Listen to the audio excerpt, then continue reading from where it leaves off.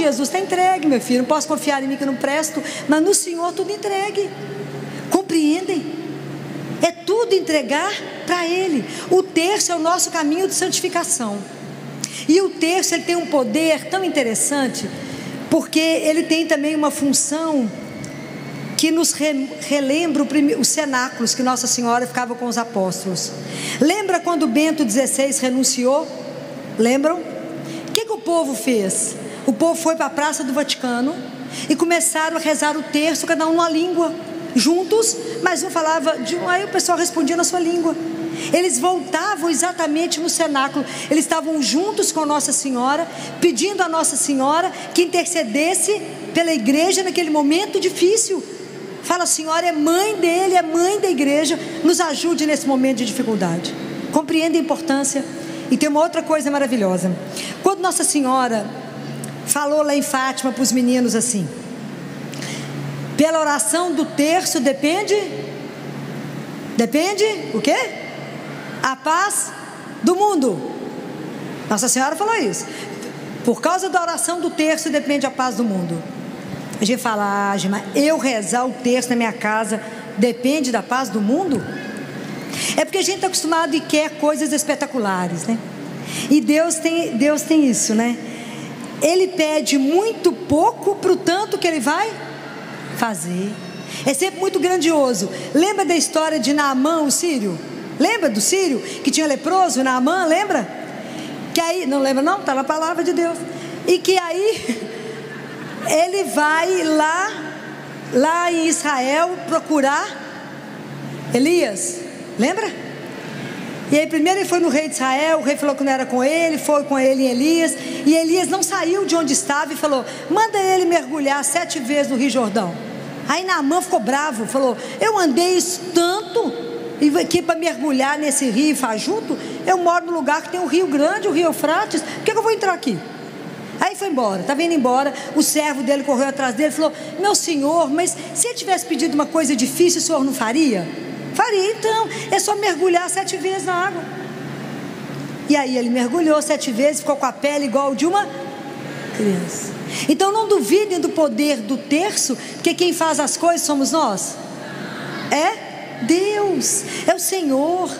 Ele só nos pede que reze o terço. Então vou contar uma outra história para vocês. Então muitas histórias de terço, né? Mas eu escolhi uma que em 2011, acho que foi 2011, por aí. O meu irmão, atleta, saudável, estava no fórum trabalhando, advogado. Quando ele teve um quadro agudo, ele falou: chame meus irmãos que eu estou morrendo. O pessoal achou que ele estava tendo uma crise conversiva. Na verdade, ele estava em hipóxia cerebral. E aí quando a médica me ligou, eu falei: não, meu irmão é um gentleman, ele não faria ele sabe, ele está agitado, está faltando oxigenação cerebral, manda ele para mim aqui para Belo Horizonte, uma ambulância de CTI. E assim ele chegou, fui direto com ele para o hospital. Quer dizer, eu já esperava por ele na porta do hospital. Achei que era um aneurisma que havia rompido. Não era aneurisma. Aí funcionamos, levei ele para o CTI, ele estava em coma. E começamos a tratar meningite bacteriana e viral, porque apesar de não ter febre, apesar de nada, a gente não podia perder tempo. E meu irmão começou a fazer muitos exames, estavam esclarecendo o diagnóstico dele. E que depois esclareceu que ele fez uma dissecção aguda de artéria vertebral. E que se vocês veem as imagens, é impressionante, que parece um dedo que para lá na porta do centro respiratório. Ele teria morrido. E os médicos falaram comigo das sequelas todas que ele ia ter, etc. Quanto tempo de sequela, etc. E aí eu estava com ele no box do CTI, rezando terço. Continuamente, com ele em coma. E estava rezando o terço da libertação. Conhecem? Se a gente fala o nome de Jesus mais de 200 vezes. Então quando eu terminei de rezar, um deles, né, a técnica de enfermagem chegou e falou comigo assim: você precisa sair para resolver o problema do seu irmão de um exame. Deixei meu irmão em coma e fui resolver o problema. Quando eu voltei, essa técnica falou comigo assim: eu tenho um recado para você. Falei: pois não. o sacerdote que você chamou veio aqui. Eu falei: que sacerdote? Ela falou, eu falei: ele deixou o nome? Não. Ele deixou um telefone de contato? Não. Era o capelão? Não, eu conheço o capelão, não era. Ele foi em algum outro box? Não.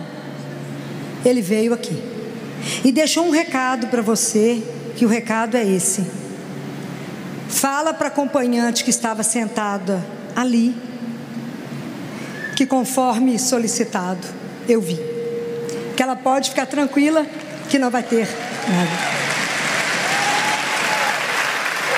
Meu irmão saiu do CTI, do hospital. Aí eu estava de costas para ele, porque eu estava conversando com a técnica, e ela falou: ele só levantou as mãos e rezou.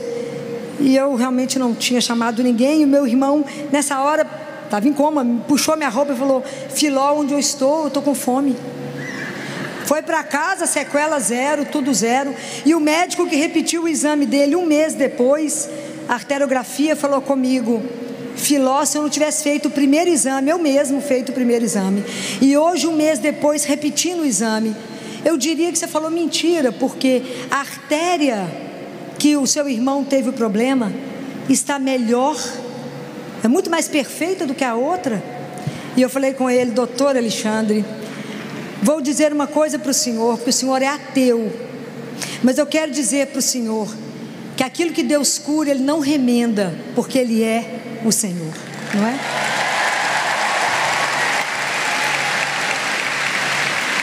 E